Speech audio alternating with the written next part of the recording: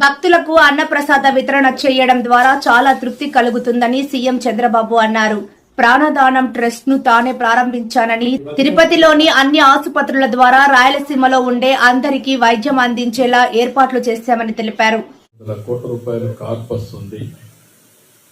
ప్రతి సంవత్సరం ప్రతిరోజు ఎంతో మంది భక్తులు వచ్చి అన్నదానం ట్రస్ట్కి డొనేట్ చేస్తున్నారు.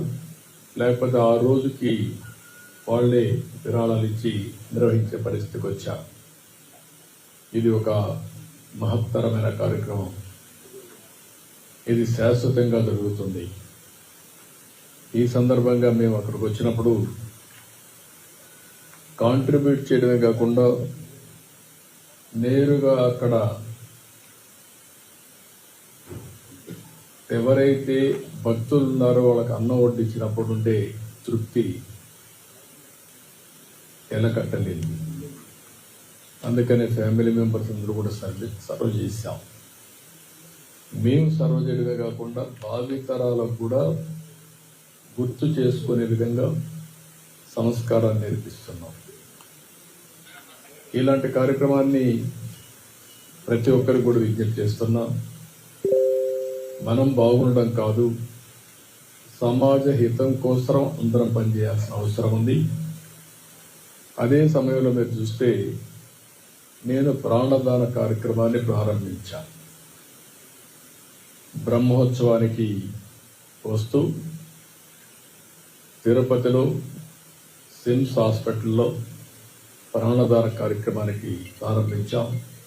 ఆ రోజు ఒకటే ఆలోచించాం, వెనుకబడ్డ ప్రాంతం రాయలసీమ, ఇక్కడ హాస్పిటల్ కూడా సరిగా లేవు.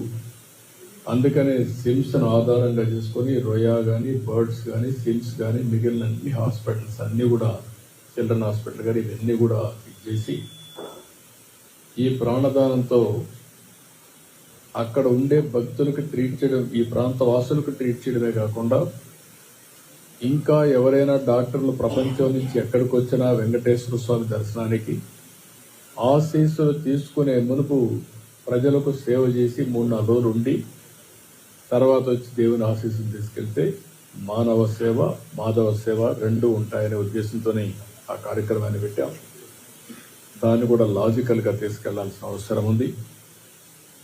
ఈరోజు ఈ యొక్క 7 కొండలు, ఇది వెంకటేశ్వర స్వామి సొంతం. ఈ 7 కొండల్లో ఎలాంటి అపవిత్రమైన కార్యక్రమాలు కానీ, లేకపోతే ఈ 7 కొండల్ని కమర్షియలైజ్ చేయడం కానీ ఎక్కడా జరగకూడదు. నేను ఈరోజు పోరాడడం కాదు. ఒకసారి అసెంబ్లీలో ఇదేమరిగా 7 కొండల్ని 5 కొండలంటే ఎక్కడికి పోయినాయని చెప్పి పెద్ద ఎత్తున పోరాడి అక్కడి నుంచి నేను వెంకటేశ్వర స్వామి మొక్కులు తీర్చుకోవడానికి పాదయాత్రతో కూడా వచ్చి మొక్కులు చెల్లించుకున్నాను. ఎందుకంటే మనలాంటి వాళ్ళు కూడా, అంటే ప్రభావితం చేయగలిగిన వ్యక్తులు కూడా గమ్మునుంటే సమాజానికి చాలా నష్టం జరుగుతుంది.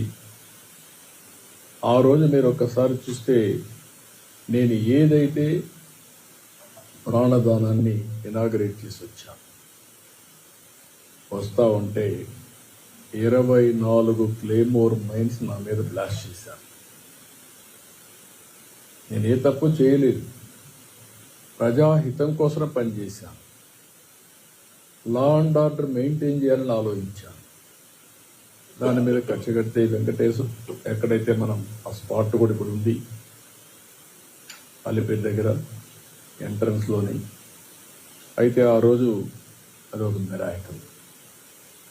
నేను తప్పించుకోవడం అనేది జరిగే పని కాదు.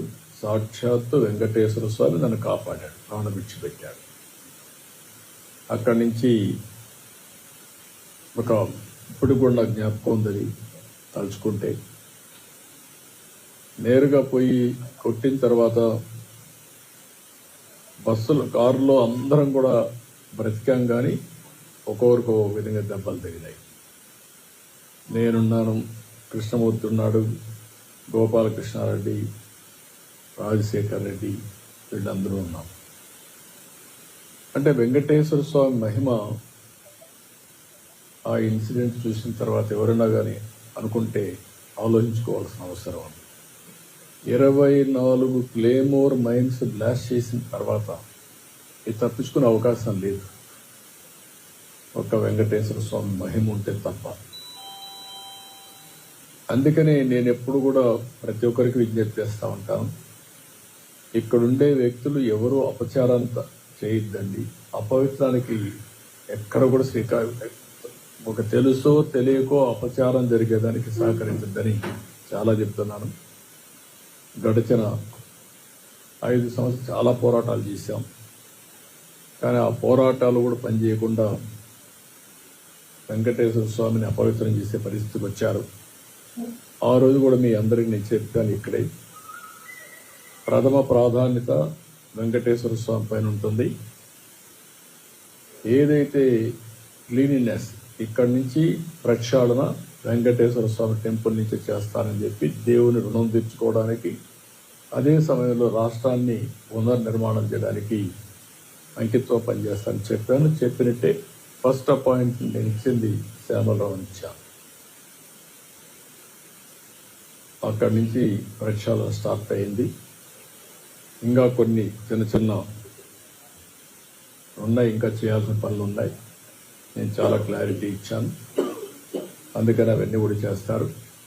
అదే సమయంలో వెంకటేశ్వర స్వామికి సంబంధించి ఎక్కడ కూడా పోయిన ప్రభుత్వం నేను చూశాను, 7 కొండలు వెంకటేశ్వర స్వామివి అని మనం చెప్తా ఉంటే 7 కొండలు ఆనుకొని ముంతాజ్ హోటల్కి అప్పట్లో పర్మిషన్ ఇచ్చారు.